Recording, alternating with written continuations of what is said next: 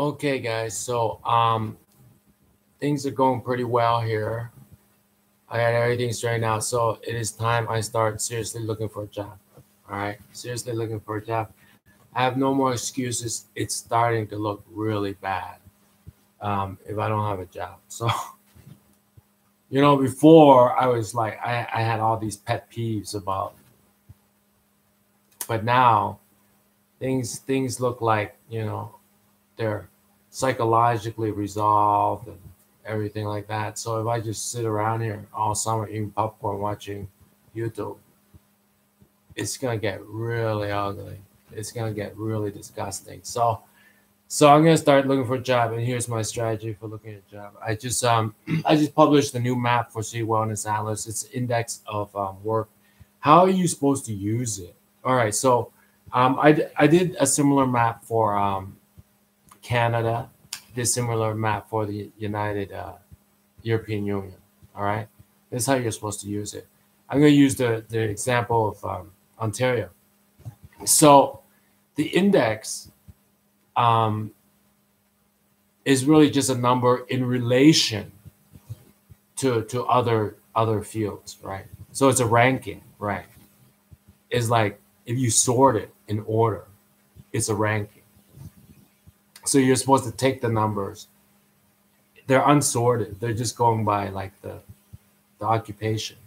And then you know how to do that. You copy and paste, and then you sort it. And you see which occupations are top.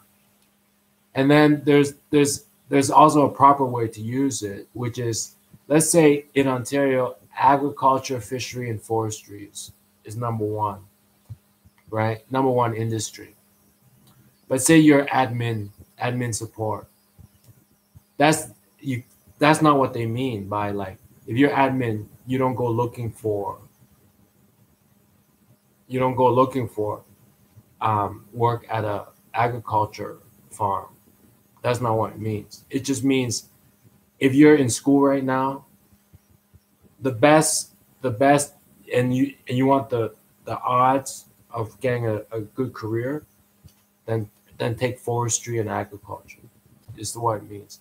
So the biggest occupation, forestry and agriculture, means direct, like farmers, forest rangers, fisheries, like fishermen and stuff like that. Direct jobs, not admin support, not digital marketing, not accounting. So that's the correct way to use it. So it's very useful for students, right, and parents who are asking the question, what should my kid take in order to get a job and stay in the state or stay in the province? It's good for that. But if you're admin support, right, you'll find in the case of Ontario, it's actually low on the list, but it's higher than actually information. Information being IT, being digital marketing, is actually higher. And it's higher than arts and culture. So there's a greater need for admin support than arts and culture people. And then there's the greatest need for farmers and forest rangers, and right, but direct. I'm not talking about supporting them. I'm talking about direct farmers, like, direct occupation. So that's how you use it. So if you sort your region and you see, say, arts and cultures is hypothetically is the highest, they're not looking for accountants in arts and culture. They're looking for actors, right? So, but accountants or admin support might be lower on the list. That means these companies don't use a lot of them. Same with, like, say, a farm. Imagine being admin support for a farm. They don't really need it. A family farm. Right? And yet there are a lot of farmers. Right? So once again, you have to go to some kind of agency. If you're admin support, maybe you might provide, like, H&R Block, you might provide accounting for a group of farms, but individually farms don't really need that kind of admin support. so it's lower on the list, and yet there are a lot of farmers. So that's how you use that index. There's one for the EU, there's one United States, there's one for Canada. And okay, so now I'm going to start looking for a job. And here's the tip that I also receive. I do not receive this with like styrofoam antennas. All right, I receive it direct. Here's what they say. All right,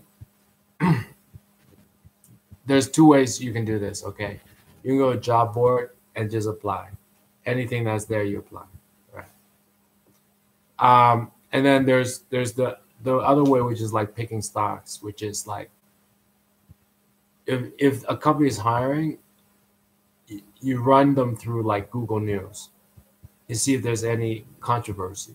Let's say a company is hiring, but in the news, they're laying off lots of people, or in the news, one of their executives just got indicted. You might want to stay away from that kind of company because the environment would be a little bit toxic at the moment. So that's one. You check the news.